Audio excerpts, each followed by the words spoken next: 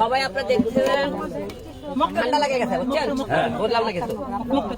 আমি তো আপনারা সবাই, আমি তো মনে করেন গালি খাই আর গালি খাই। আপনারা সবাই বলেন হিরো আলম রিয়ামণি এখানে নাটক করতেছে, এই মনে করেন খালি দিচ্ছে, এই নিতেছে, খালি তালাক দেয়, আবার যায় আসে। আজকের পরে থেকে হিরো আলম আর রিয়ামণির কোনো গল্প আর হবে না। কোনদিন গল্প হয় তারপরে আপনারা বলবেন কেন হলে আপনি বারবার নাটকটা করবেন। আজকে রিয়ামণির কারণে হিরো আলমের যত মান সম্মান ছিল সব হারাইছি। একটা মেয়ের কারণে আজকে আমি ধ্বংস হয়ে গেছে। আজকে আসে হিরো আলম, আজকে লোকজন কমেন্টে গালি দিতে পারতেছিল না, আজকে রিয়ামণির জন্য আজকে মানুষ আমাকে গালি দেয়। তাই আজকে আপনাদের একটা কথা বলতে চাই, আপনারা সবাই জানেন এই জায়গা, এই এম বলকেই গত 29 তারিখে এই জায়গাতে আমি ঘুরতেছিলাম, মনে করেন বাসা থেকে বের করে দিল। একটা বউ কিভাবে বলে তুই বাসায় আসো না, কেন বাসাতে মনে করছে? সে তার প্রেমিকের সাথে কথাবার্তা বলতেছিল, যোগাযোগ করতেছিল। প্রতিদিন রাত্রে সে মদ খাবার দেয়, বারে দেয়, বিভিন্ন জায়গাতে। আমি জানি এই জায়গা না ধরতে পারি দেখে তার বাসায় যাওয়া নিষেধ। তার বোন টোকায় রাস্তা ছেলে বলে আমাকে, তার বাসায় যাতে না যায়। তারা দুইটা বোনই প্রতিদিন বিভিন্ন ক্লাবে যায়, রাত্রে বিভিন্ন জায়গায় রাত কাটে। আপনি দেখবেন বিভিন্ন হোটেলে সিসি ফুটেজ আপনারা সংগ্রহ করলে বুঝতে পারবে তারা কিভাবে চলে। এখন তার প্রেমিক দেখেন কি হারে, আমি সেদিনকে রাত্রের বেলা যখন ওকে পুলিশে ধরে গেল, রিয়ামণি করলে কি তার হলে যে ওর একটা ছেলে দিয়ে থানায় দিয়ে পাঠালো, থানা থেকে সে করলো কি কোর্টে দিয়ে পাঠালো। কোর্টে রিয়ামণি মামলার উকিল দিয়ে জামিন করাইছে তারে।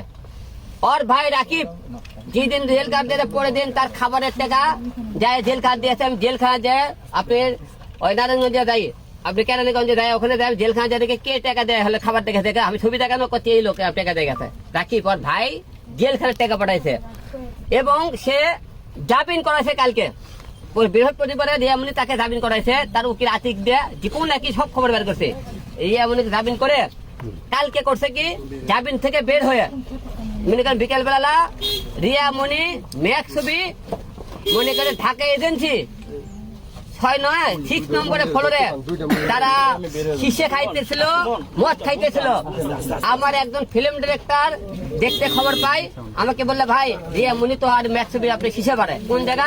আমি দৌড়ে যাতে ম্যাক ছবি আর মুখে রিয়ামণি ওখান থেকে বের হয়ে যায় এর থেকে। তাহলে একটা বউ যে মিন্নি সে খুনের পিছনে দায়ী মামলার, এটা তার প্রমাণ। আমার বউ আমাকে খুন করার জন্য তার সাথে হাত মিলাইছে, এটা তার প্রমাণ। এইরকম বউ প্রতিটা বাংলার ঘরে ঘরে হওয়ার। আমার বউ দেখেন, আমি 3টে বাচ্চা 2টা মা আমার, আমি সংসার মানুষ করে বাচ্চা কাচ্চা মানুষ করার জন্য তাকে বরিশাল গেলাম, তার বাবা মা আমাকে তুলে দিল, আমি তাকে বউরা নিয়ে গেলাম। বউটা 2 দিন যে সে থাকছে, 2 দিন থাকার পরই সে বলছে আমি ঢাকায় যাবো। ঢাকায় আসার পরে সেই রাত্রের পরে ম্যাক ছবি কিনে ইলিশ খাইতে গেছে।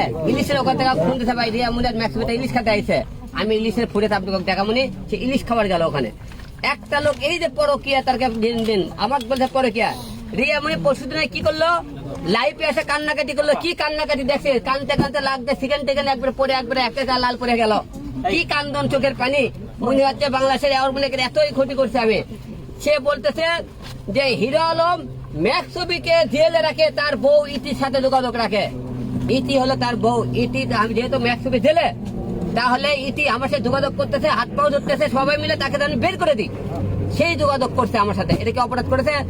উই কেন যোগাযোগ করলো রিয়ামণি? তাহলে তার সাথে কেন যোগাযোগ করলো? সে তাকে জামিনে কেন বের করলো? তাহলে মিন্নির ঘটনা ঘটাইছে আপনারা বাংলার মানুষ বুঝলেন। এইরকম বয়সে সংসার করা যাবে কিনা? আমার 3টে বাচ্চা, কোনোদিন সে একবার ফোন করে বলে না যে মা তোমরা কিছু খাইছো কিনা, আমার মা কিছু করছে কিনা। কোনোদিন আমার সব বাচ্চাকে খবর নেয় না। আমার বাচ্চারা তো ফোন দেয়, সে একবার ফোন দিল 2বার ধরে না।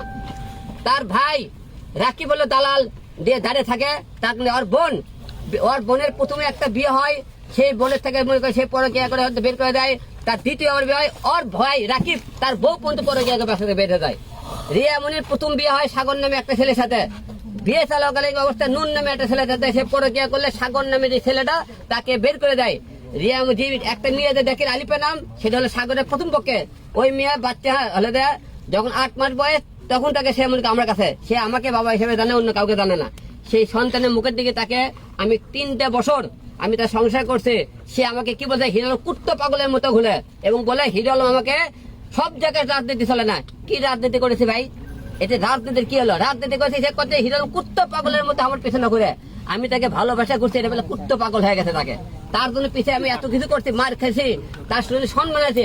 আজকে প্রতিটা বাংলার লোকেরা আজকে আমি কমেন্টে গালি দেয়, আমাকে এত বোকা দেয়, খালি একটা মেয়ের কারণে আজকে ধ্বংস হয়ে গেছে। আজকে সেই সবাই বলেছে আপনারা তাকে 2 দিন পর নাটক করতেছেন,